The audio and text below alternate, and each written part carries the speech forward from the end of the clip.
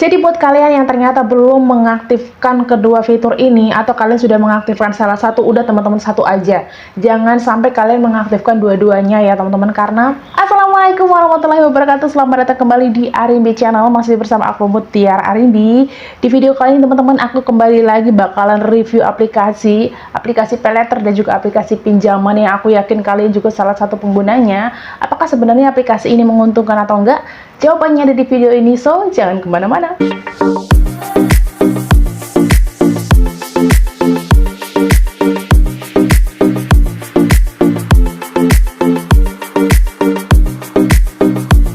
Ya teman-teman, dan aplikasi yang udah aku pakai lebih dari 2 tahun ini adalah Shopee ya teman-teman. Aku juga pengguna dari dua fitur dari app Shopee ini, yaitu Shopee Paylater dan juga Shopee Pinjam.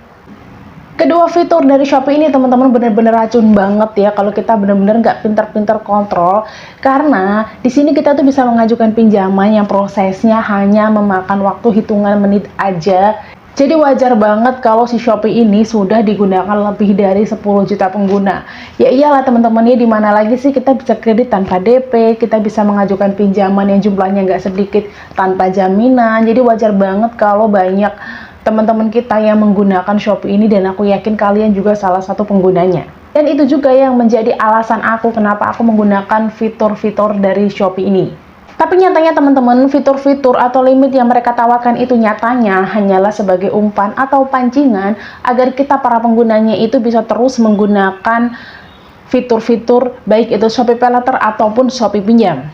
Shopee Paylater memang memberikan cicilan atau memberikan bunga yang bisa dikatakan lebih rendah dibandingkan dengan paylater-paylater lain. Tapi sayangnya teman-teman, kalau kita ternyata mengambil beberapa jenis barang, kita harus membayar cicilan barang-barang itu dalam satu kali transaksi, yaitu setiap tanggal 5 di awal bulannya ya teman-teman. Jadi misalkan kalian mengambil 5 jenis barang, kalian juga harus membayar 5 jumlah cicilan dari barang yang kalian ambil itu sekali bayar. Jadi misalkan kalian ingin melunasi salah satu barang aja gitu misalkan, atau mau melunasi salah satunya dulu biar cicilannya nggak terlalu gede, itu nggak bisa teman-teman, karena semuanya harus kita bayar sekaligus. Jadi kalau kita mau melunasi salah satu, kita juga harus melunasi semuanya. Itu kekurangannya teman-teman. Jadi solusinya teman-teman, kita ya harus terus membayar cicilan itu sampai benar-benar lunas, karena kita tidak bisa melunasi salah satunya. Sedangkan untuk Shopee Pinjamnya teman-teman, memang mereka menawarkan limit yang nggak sedikit ya. Bahkan ada hari-hari tertentu yang Shopee ini juga menawarkan kita limit yang berlaku beberapa hari yang biasa disebut dengan limit sementara. Tapi sayangnya teman-teman, semakin sering kita mengajukan pinjaman di Shopee Pinjam ini, minimal peminjaman itu nantinya juga akan terus naik. Jadi misalkan kalian pengguna baru nih, kita bisa mengajukan jumlah pinjaman minimal yang kita bisa ajukan itu kan 300.000. Karena kita sering menggunakan, pembayaran kita bagus, minimal transaksi atau minimal pinjaman itu nantinya akan bertambah bisa sampai 1 juta lebih teman-teman. Jadi kita tidak bisa mengatur sesuai kebutuhan kita. Misalkan kita mau pinjam 700.000, itu nggak bisa karena limit minimal itu sudah ditentukan oleh pihak Shopee. Dan yang menjadi masalahnya lagi teman-teman, dan mungkin ini juga yang menjadi penyebab teman-teman kita itu harus gagal by Shopee, karena tanggal jatuh tempo Shopee Pinjam dan juga tanggal jatuh tempo Shopee Paylater itu tepat keduanya di tanggal 5 setiap bulannya. Jadi di tanggal 5 itu teman-teman kita harus membayar 2 cicilan sekaligus kalau kita menggunakan kedua fitur ini.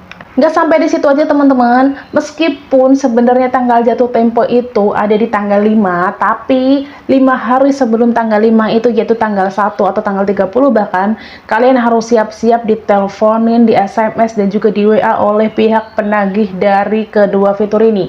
Yang mana baik itu Shopee Paylater ataupun Shopee Pinjam, itu pihak penagihnya itu berbeda-beda ya teman-teman. Jadi jangan heran kalau tiba-tiba nanti kalian dapat WA dari Shopee Pinjam, dapat juga WA dari Shopee Paylater, dapat SMS dari Shopee Pinjam, dapat SMS juga dari Shopee Paylater, belum juga telepon dari kedua penagih dari fitur-fitur ini.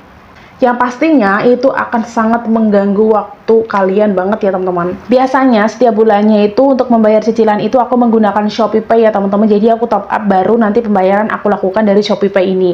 Tapi ternyata teman-teman, pembayaran itu tidak langsung masuk ke sistem dari si Shopee ini.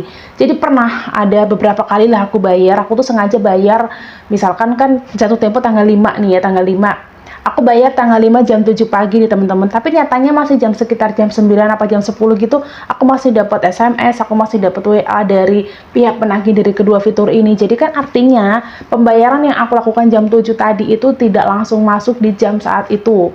Berapa lama proses pembayaran juga aku nggak tahu ya teman-teman, walaupun sebenarnya kan kalau kita transaksi di Shopee sudah ada keterangan pembayaran berhasil, tapi nyatanya itu tidak langsung masuk ke sistem dari finance-nya si Shopee ini. Dan yang paling disayangkan lagi ya teman-teman, dari Shopee Pinjam ataupun Shopee Paylater ini adalah akun yang sudah kita atau limit yang sudah kita aktifkan itu kita tidak bisa menonaktifkannya ya teman-teman. Sampai saat ini sih belum ada cara untuk menonaktifkan akun atau limit yang sudah dikasih pihak Shopee ke kita itu.